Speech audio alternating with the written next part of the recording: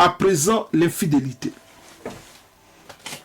Comme précédemment indiqué, le mot infidélité vient du latin infidelitatum, qui vient du terme nominatif infidelitas, qui veut dire être déloyal ou bien trahir une personne. Nous savons tous que le mariage véritablement chrétien et selon la Bible commence en premier par les fiançailles, après la dot, et le mariage est consommé. Mais l'infidélité, c'est même lorsque, avant la dot, mais tu trompes même ta fiancée ou bien ton fiancé. Voilà comment l'infidélité est plus profonde que l'adultère. Parce que tu t'es mis en genoux pour certains, les romantiques, devant cette dame et tu lui as dit, aimerais-tu m'épouser? Ou bien en anglais, will you marry me? Et elle a crié oui avec toutes les émotions et ferme les yeux. Et après quelques jours, avant même d'en arriver à la dot, tu commences à la tromper. Cela est déjà une infidélité. Parce que dans ce siècle, lorsque tu trompes ta fiancée, on dit il a trompé sa fiancée. Tant que vous n'êtes pas encore arrivé au mariage, on ne parle pas d'adultère. Je donne un exemple que tout le monde va comprendre.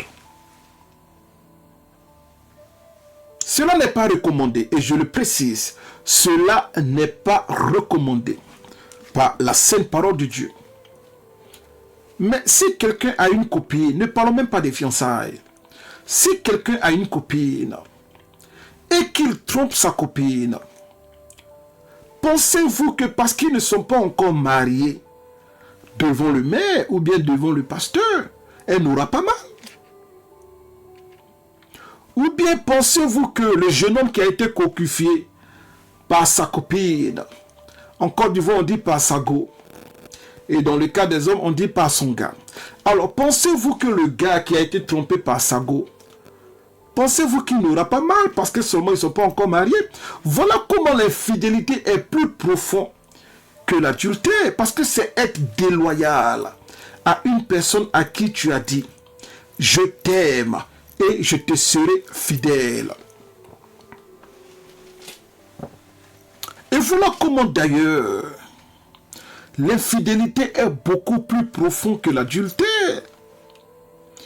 Et c'est ce qui explique d'ailleurs que notre Seigneur de gloire, Jésus-Christ de Nazareth, enseigne, voire même avertit l'Église. On peut aller plus loin, l'humanité, que nul ne repudie son épouse, sauf pour cause d'infidélité. Matthieu chapitre 19, verset 9. Et voilà pourquoi les fils d'Adam ont tellement peur de l'infidélité, voire du mot infidélité, qu'ils l'ont maquillé avec d'autres noms. Je m'explique. On prend des pédophiles qui couchent avec des mineurs et on les rebaptise avec des noms sucrés comme Sugar Daddy,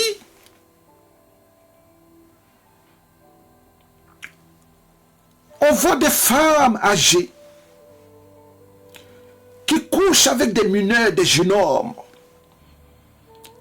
Et on maquille cette abomination avec des noms sucrés comme Sugar Mami.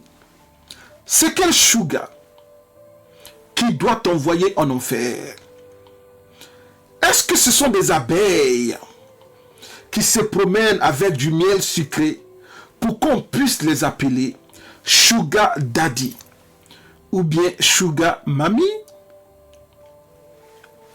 Une autre abomination maquillée. On prend la fornication sexuelle et on lui met une perruque et on le maquille avec un nom qu'on appelle concubinage. C'est-à-dire que l'Éternel notre Dieu a créé le mariage. Le diable a inventé le concubinage. Et on prend l'abomination d'un homme qui n'a pas encore marié une femme et qui vit avec elle sans dot. Et on appelle cela le concubinage. Plus loin. Une autre abomination qui a été maquillée par les fils d'Adam pour que ça passe dans les esprits. Une séquestration sexuelle, c'est-à-dire un esclavage sexuel, ce que même j'appelle un kidnapping sexuel, que les fils d'Adam ont habillé avec le nom mariage forcé. Quel mariage qui doit être forcé? Quelqu'un qui n'a pas accepté d'aimer une personne et on les force dans une union.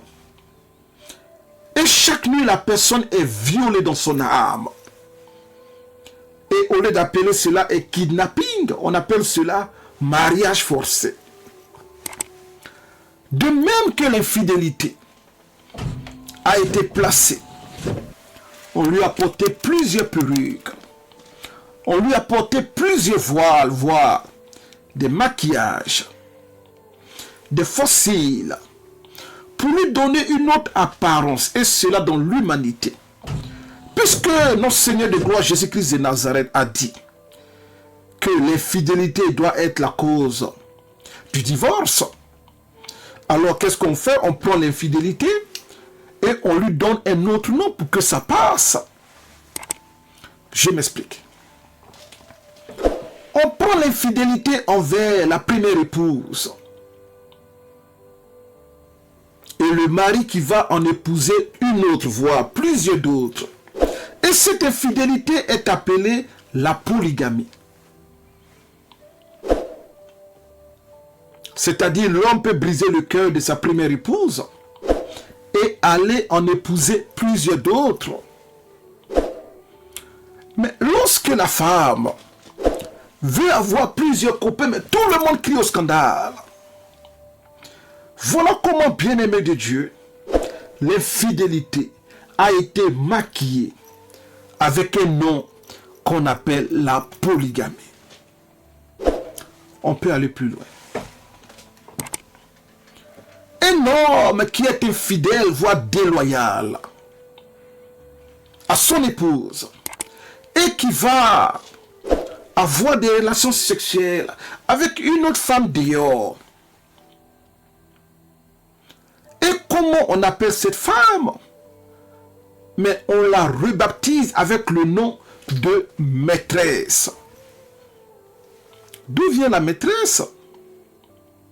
Est-ce qu'elle est dans une salle de classe pour sortir avec le mari d'autrui?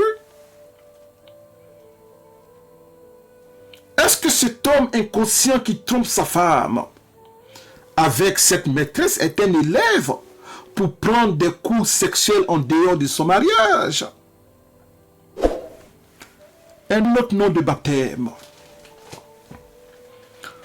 On prend une femme qui pourtant dans des liens de mariage et qui sort en dehors du foyer et qui va coucher avec des jeunes hommes de dehors. Et comment on les appelle? On les appelle son amant. D'où vient le terme amant, c'est-à-dire ce voile que l'on fait porter à l'infidélité pour tromper la vigilance de la conscience. Pourquoi peut-on appeler amant quelqu'un qui couche avec la femme d'autrui? N'est-ce pas qu'un aimant opposé à un autre aimant se refuse, voire se repousse? Comment dans ce cas, un amant peut être attiré par la femme d'autrui? La question demeure posée. Un autre nom de maquillage,